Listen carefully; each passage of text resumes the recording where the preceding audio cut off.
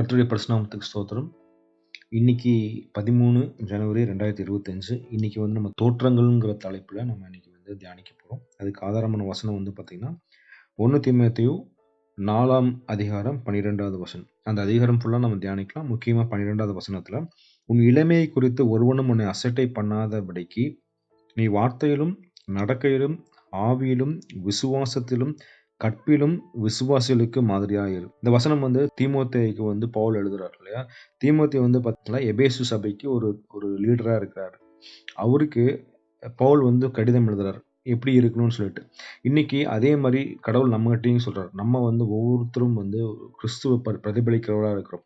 இல்ல நம்ம கிறிஸ்துவர்களுக்கு சாட்சி பகிர்கிறவர்களா இருக்கிறோம் இல்லையா? அவங்க மத்தியில நம்ம எப்படி இருக்கிறோம்? ஒரு மாதிரியா இருக்கிறோமா? இல்லையா? இ நம்ம செக் பண்ணி பார்ப்போம். ஃபார் எக்ஸாம்பிள் நம்ம வார்த்தையில என்ன மாரி நம்ம வார்த்தைகள் பேசுறோம்? விசுவாசம் குடுக்குற மாரி வார்த்தைகள் பேசுறோமா? இல்ல அவிசுவாசம் குடுக்குற மாரி வார்த்தைகள் பேசுறோமா? அது மட்டும் இல்லாம தேவையில்லாத வார்த்தைகள் எத்தன பேசுறோம் இல்லையா? தேவையில்லாத பேசுகிற ஒவ்வொரு வார்த்தைக்கும் தேவன் கணக்கு கேட்பார். ஃபோன் பண்ணி பேசுறோம். அடுத்தவங்களுக்கு வந்து குறை சொல்லி பேசுறோமா? இல்லையா? அடுத்த குடும்பத்த பிரிக்கிறதுக்காக நம்ம பேசுறோமா?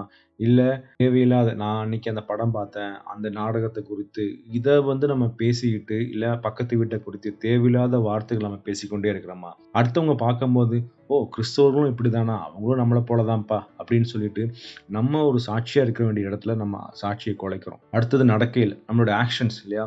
இப்ப ரீசென்ட்டா எங்களுடைய ரிலேஷன்ஷிப் ஒரு பொண்ணு ஏஜ் அட்டெண்ட் பண்ணியிருந்தா. அந்த ஃபங்ஷன் ஒரு பிரேயர் ஃபெஸ்டிவல் வச்சிருந்தாங்க. எக்ஸாக்ட்டா இந்த இந்த உலகத்தார் மாரி. உலகத்தார் என்ன செய்வாங்களோ அதே இது சினிமா பாட்டு போட்டு, டான்ஸ் ஆடிக்கிட்டு, அதே மாரி வராங்க. தேவன் பார்க்கிறார் இல்லையா? நீ உன் நடக்கையில நீ கிறிஸ்தவன்னு சொல்ற, நீ நடக்கையில எப்படி இருக்கிறப்பா? நீ என்ன பிரதிபலிக்கிறியா? இல்லையே! நீ வந்து உலகத்தார் மாரி நீ பிரதிபலிக்கிறியா? அதே மாரி நம்ம வந்து கல்யாணத்துல பார்க்குறோம் இல்லையா? சினிமா பாட்டு போட்டு டான்ஸ் ஆடுறோம். ஹஸ்பண்ட் அண்ட் ஒய்ஃப்ஸா சினிமா பாட்டு பாடுறாங்க. இல்ல அங்க ஒரு கூட்ட ஜனங்கள் வராங்க. எவ்வளோ பெரிய ஆப்பர்ச்சுனிட்டி தேவன் நமக்கு குடுத்த அந்த இடத்துல ஒரு வசனத்த குடுக்கலாம். இல்ல வசனத்தின் மூலியமா நம்ம அவங்களுக்கு வந்து கடவுளுடைய வார்த்தைய சொல்லலாம். ஸோ அதெல்லாம் கிடையாது.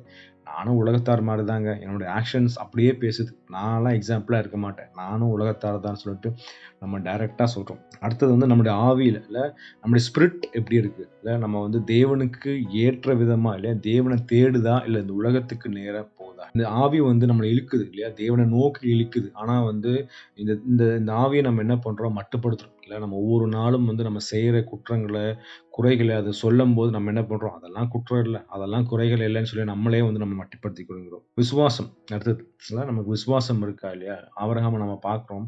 ஆபிரகாம் வந்து கிட்டத்தட்ட 1600 கிலோமீட்டர் தாண்டி வராரு. தேவன் குடுத்த ஒரே ஒரு வார்த்தையில, உன்ன வந்து பெரிய ஜாதி ஆக்குவேன்னு சொல்ல ஒரே ஒரு வார்த்தையினால ஆபிரகாம் வந்து கிட்டத்தட்ட 1600 கிலோமீட்டர் டிராவல் பண்ணி வரார். அந்த விசுவாசம் நமக்கு இருக்கா? தேவன் நமக்கு இன்னைக்கு ஒண்ணு சொல்லிட்டு நாளைக்கு செய்யலன்னா, அவ்வளோதான். தேவன குறை சொல்றோம். இல்ல தேவன குற்றம் சொல்றோம். எனக்கு அந்த கடவுளுக்கும் இந்த கடவுளுக்கும் டிஃபரன்ஸே கிடையாது.